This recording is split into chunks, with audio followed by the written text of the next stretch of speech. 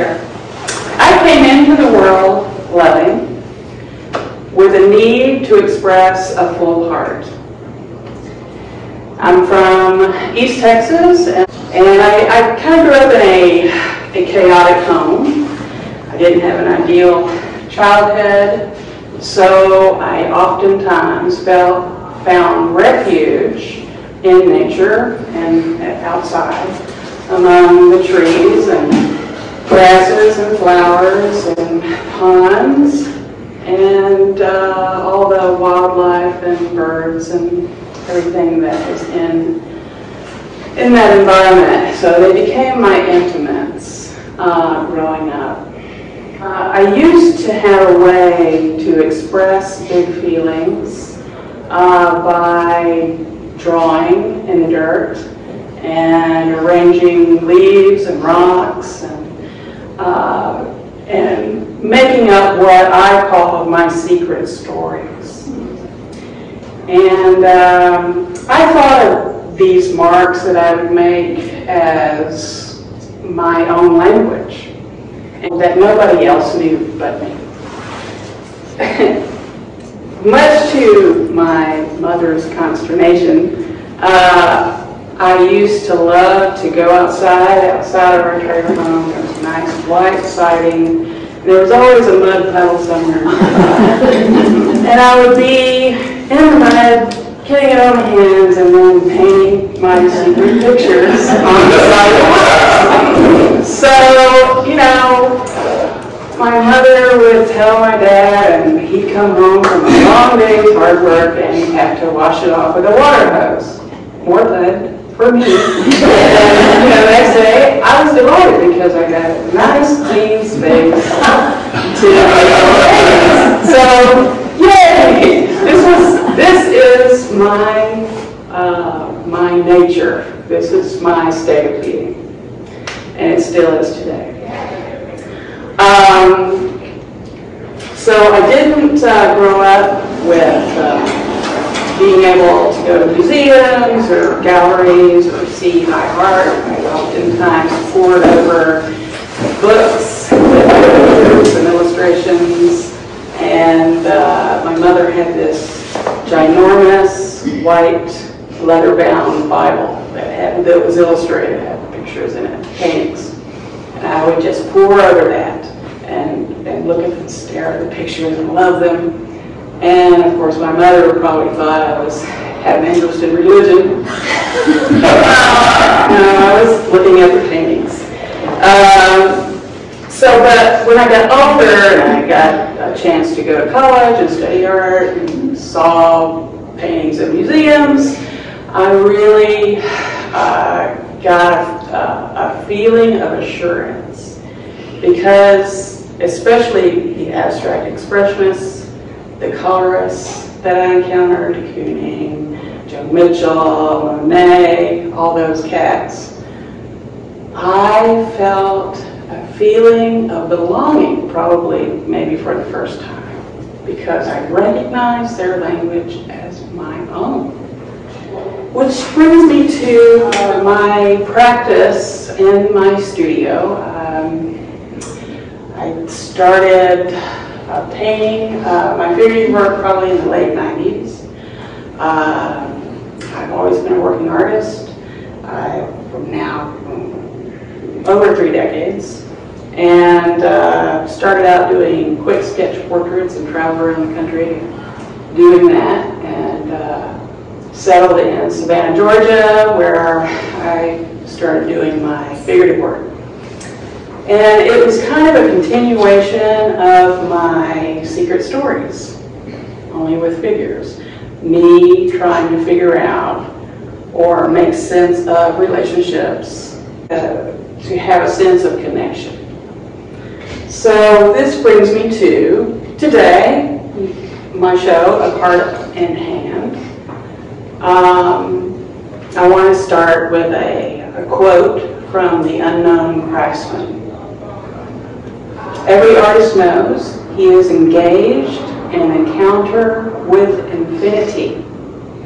Work done with heart and hand is worship of life itself. With this, there is a question that I must ask. What is it that I need from this work done with her hand?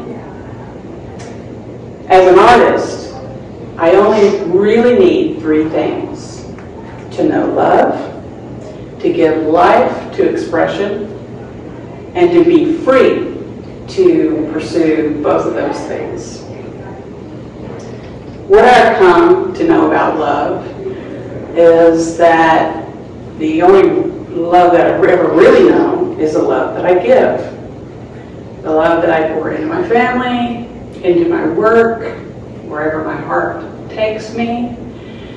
The love that I give always gives back more than it takes. Giving life to expression begins with a creative act. This means taking an impulse, not necessarily in pursuit of a meaning, but to develop an expression that can ultimately hold a presence. How is that? How does a work hold a presence? An image, a color field, evokes a feeling or a narrative that the viewer can bring something of themselves to. So what does it mean to be free?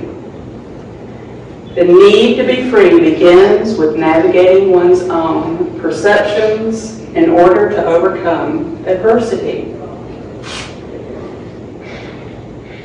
I'm going to give you a little poem that my husband wrote, a snippet. Does a river know nothing of obstruction except to make beauty with it? That was by Raymond Sherman. So I didn't come into the world with scarcity.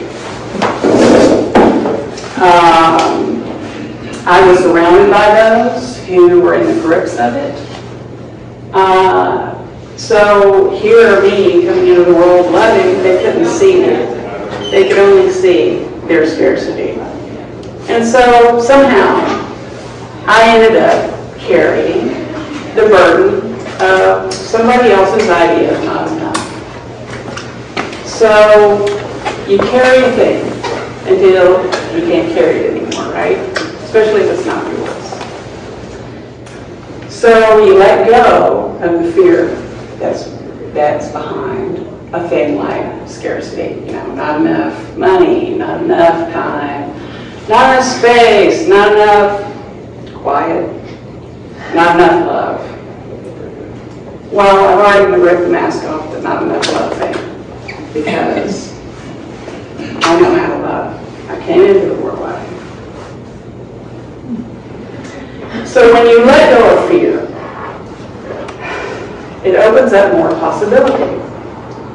You step into the unknown. And that itself is frightening for a lot of people. They want to have control. They want to know what comes next. And as an artist, we stand in front of an easel, and we don't know what's going to come next. It's blank. So we are effectively making something out of nothing, right? So, you know, we have to get past that point where if fear stops us from moving forward, we just make a mark and we keep going.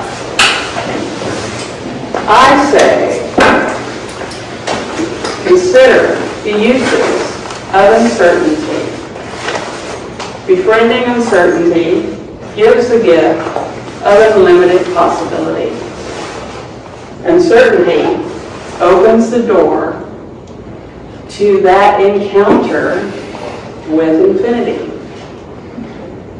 In painting, as in life, there's a beginning, a middle, and an end. And this is a rather comforting concept, especially after, you know, you're dealing with a lot of uncertainty. If you just hold on to the fact that there's a beginning, a middle, and an end, especially in painting or in life, it's cyclical as well, because when you have an ending, you also have a new beginning. And you see this in nature all the time. So I'm going to share with you a little story about my painting Flyaway Baby, this large golden piece.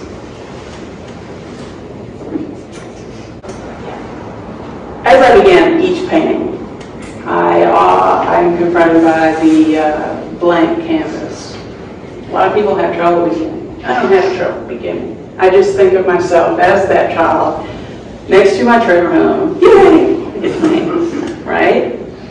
And so I took 2 brushes, not just one in each hand, and I loaded them up with some burnt sienna.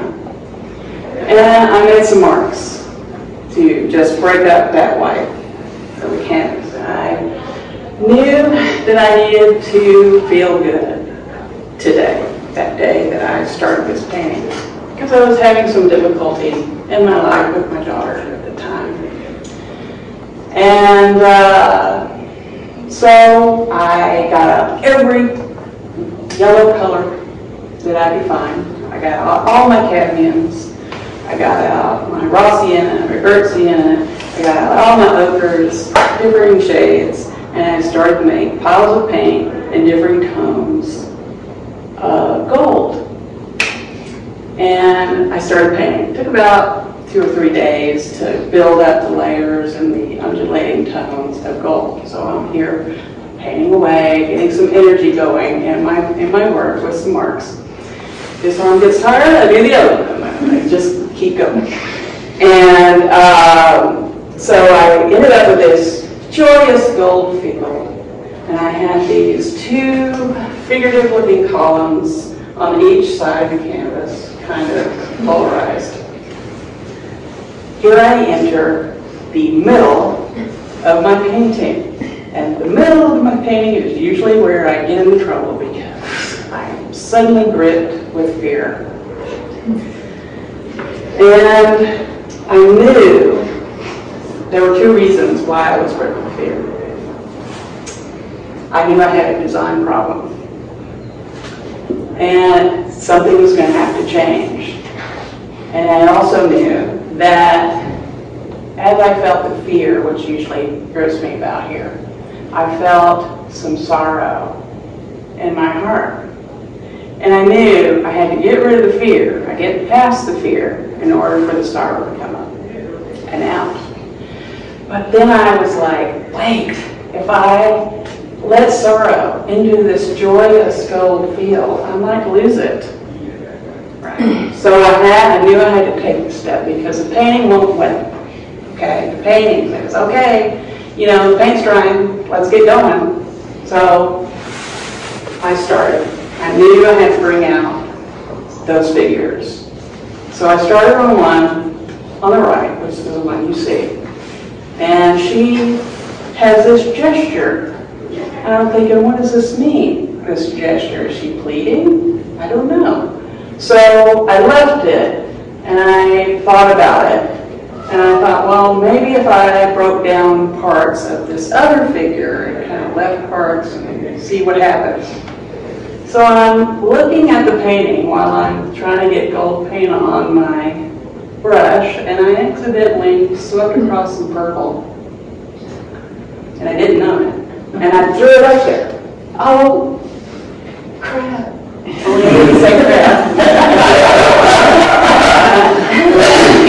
And, oh, wait. And I just had to step back, and I'm like, okay. Now I know what to do. So I went about burying the other figure. And I brought out the shape of a bird. So my figure turned into a bird.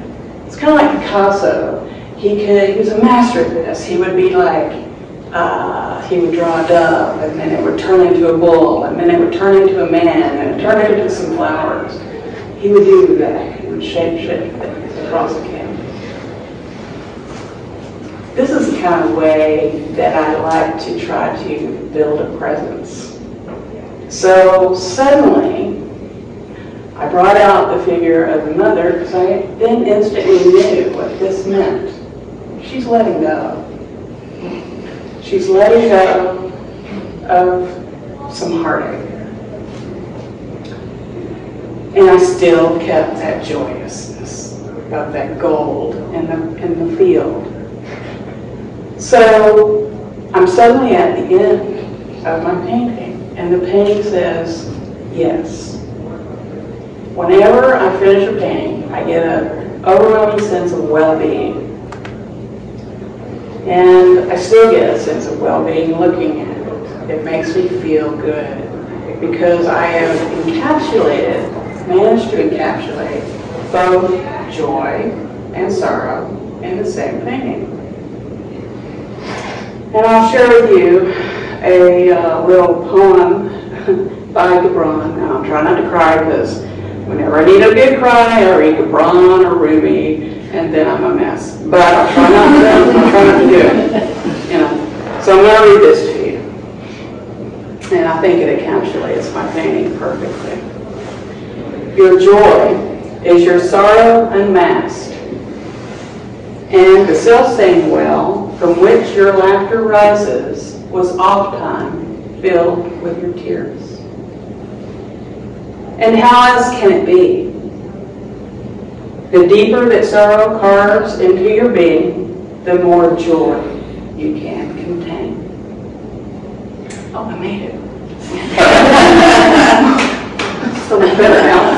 Okay, so to conclude, I just want to kind of drive home my main interest being creating an expression that can hold a presence. Like the gold field holds the presence. The blue shape holds the presence. The figure sitting in the shade holds the presence. The orange figure with the orange background, even though she is sitting against a ground that is similar in color, she still holds the presence. This is the thing that I'm after. Wassily Kandinsky said it perfectly. The true work of art is born from the artist, a mysterious, enigmatic, and mystical creation. It detaches itself from him. It acquires an autonomous life, becomes a personality, an independent subject, animated with a spiritual breath, the living subject of a real existence of being. The other thing that I am always after in my work is transmuting pain into beauty. Lao Tzu says it succinctly. When I let go of what I am, I become what I might be. When I let go of what I have, I receive what I need. So I am always after that alchemical, I'm always in that alchemical process of painting. Because as the painting changes, I am changed. So that's me.